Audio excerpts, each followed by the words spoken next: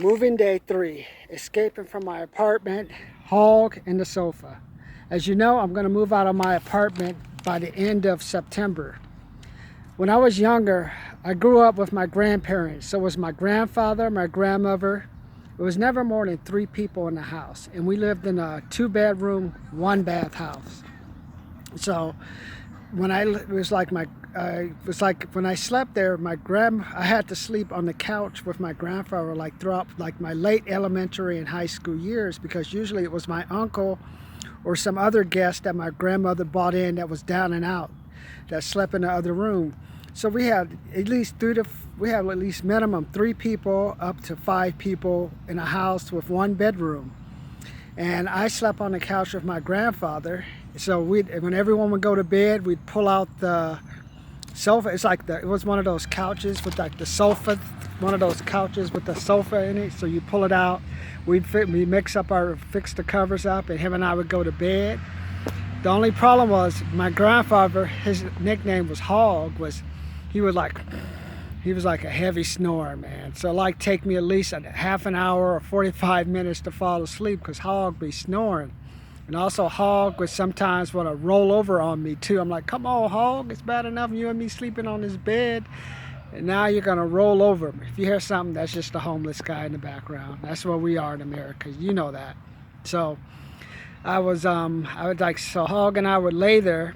And then also, like, we all would have to share this one bathroom. And one thing I hate about our bathroom, the house is like built back in the 40s. So like the tub was like this old school tub, and like there was no such thing as tile and all that stuff where we were. So you'd have to turn on the faucet, and you have to be careful not to wet the walls. It was just really the actual wooden walls and stuff. So I swore when I grew up I would always sleep, I'd move into a house that at least had 2 bedrooms, 2 bathrooms, because with this bathroom you can enter from like 2 different sides. One door, the door was shut perfectly. The other side, you'd have to like slam the door to get it to shut. Especially you have to do number 2. So, and I remember like one night, I remember like I would always think about the dogs. We had 2 dogs, Ball and Girl. And I always say to myself, you know, the dogs sleep better than me, because the dogs either sleep in a doghouse. They had this huge doghouse, at least 5 feet by 6 feet. It was like it was like almost like a clubhouse for the dogs and the little puppies that they had. They can also sleep under the porch. We have one of those back porches that were hollowed out, so you can go out there and the dogs can sleep under there. And also we had 2 cars, an old Cadillac from like the 60s, and we also had an old truck that was running that the dogs could sleep under. So the dogs basically had 4 rooms to sleep under, while the humans in the house only had 1. We only had like, we were all squashed into this one house. So I thought that was funny. So I'm sure the dogs are always laughing at us. So like a few months, like about a year ago, I sold my house and I moved into an apartment. And my house was like 4 bedroom, 2 bath on 1.5 acres. So I'm just used to things being quiet, because I haven't lived in an apartment for probably almost 11 years. So I moved into an apartment. I was like, okay, I'm paying like almost $2,000. I'm paying like $2,000 a month for this place. I'm saying, okay, it should be pretty good. As usual, anything in California is overpriced and doesn't work. So in the back of me, so like it's like these kids are hollering when they're playing basketball, because behind the apartment is an actual house. So I have that. And then what happens is sometimes the neighbor will put his dog out. So the dog just like makes all these weird sounds. They put him out to piss, so he'll bark. Down for times he howls. I'm like, oh my God. So that's one thing I have. Then across the street, we're talking about in a different apartment complex. There's like another dog across the street and another apartment it just barks. I don't know what the neighbor does, what they do. He barks, and I'm just thinking, no one shot this motherfucker yet? I mean, I go crazy, man. And like I'm saying, well, why hasn't the people even in the apartment done something about it? Have they? No. Well, I'll tell you why they haven't done it later. Back to my situation. And also, to make mine even worse, I had a gamer next door, so I had to complain to the neighbors for he has like this giant 50-inch television, so I had to have him move it over to another wall so I didn't have all the gaming stuff. So I'm just thinking, $2,000 a month for like a dog barking, gamers, listening to the air conditioning, having kids holler, and listening to a dog bark on in a totally different apartment complex owned by a totally different company barking. I was like, after 12 months, it's time to go. So there's this apartment complex that opened up next to me. It's called Summit. So it's like, okay, I'll give it a try. And I know I'm gonna downgrade. Right now I'm in a 2-bedroom, 2-bath. I'm going to a 1-bedroom, 1-bath. And the only reason I'm moving in is because it's new, and I love new bathrooms. One thing I learned from growing up with my grandparents is like I just hated that fucking bathroom. The color was yellow, the tub was old, where the faucets were rusting. We're always working on that fucking toilet until we finally broke down and we got a new one. And I remember one day I came in and I knocked down, like they used to have like that medicine cabinet stuff where you stack everything over the toilet. I think I came in one day and knocked that fucking thing down because I got sick of looking at that motherfucking thing too. And then we had this fucking hamper. Oh, that fucking goddamn hamper, man. I hated that fucking thing. You know, the only thing that fucking thing was good for was when you wanted to break into the house and you forgot your key. You could climb up with a ladder and you can lower yourself down onto that hamper so you wouldn't break your leg coming through the window. Or you wouldn't just have to hang. That's the only good that motherfucking thing was for. And that fucking sink we had, oh, I can't think of the times my grandfather fixed it during my lifetime when I lived there till he passed away. And then finally we got a new one. Oh, so my fetish is bathrooms. And the reason I'm moving to this place is I just love new bathrooms. And I would have moved sooner, but what happened was I got a little note from the tax man. So earlier this year I thought I had resolved it, but then in about August I got a bill from the state saying I owed something like under $1,000.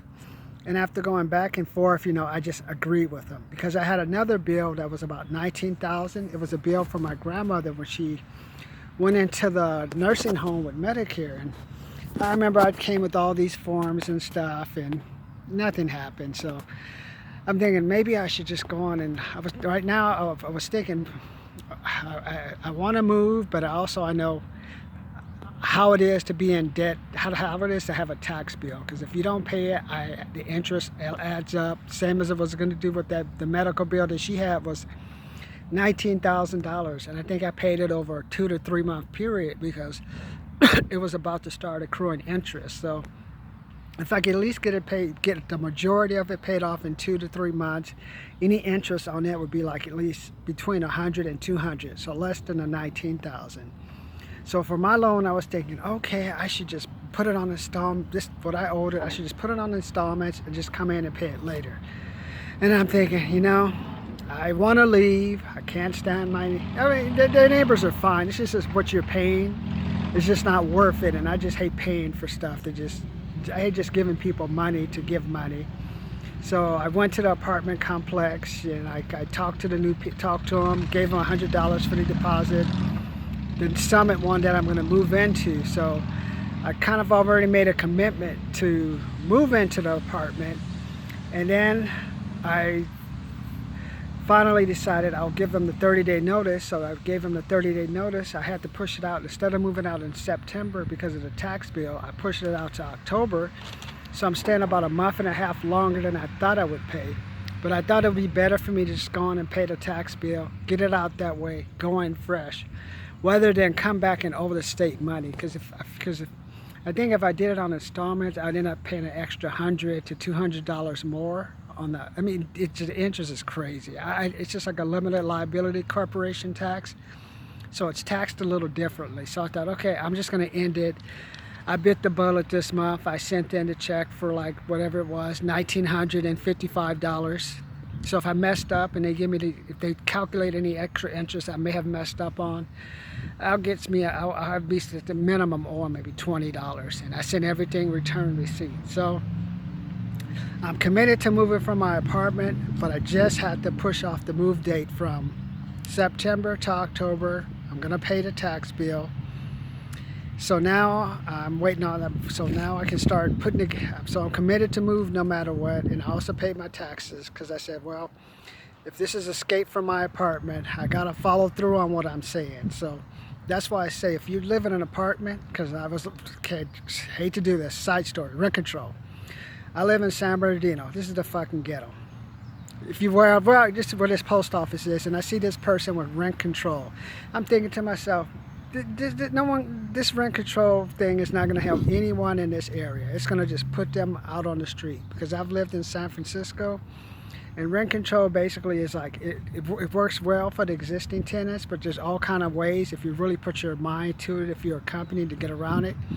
And you can jack up the rent 2 to 3 times, whatever. So then like you see like this poor person who's out there or living on Social Security thinking, yeah, rent control is going to help me. No, it's not going to help you, buddy. That rent's going to go up, and you're just going to end up living under an underpass, and helping someone like me who has some extra money who can stay longer than you, because you won't ever live long enough to see the benefits of it, especially if you're in your 60s or 70s and you think you're going to get rent control. No.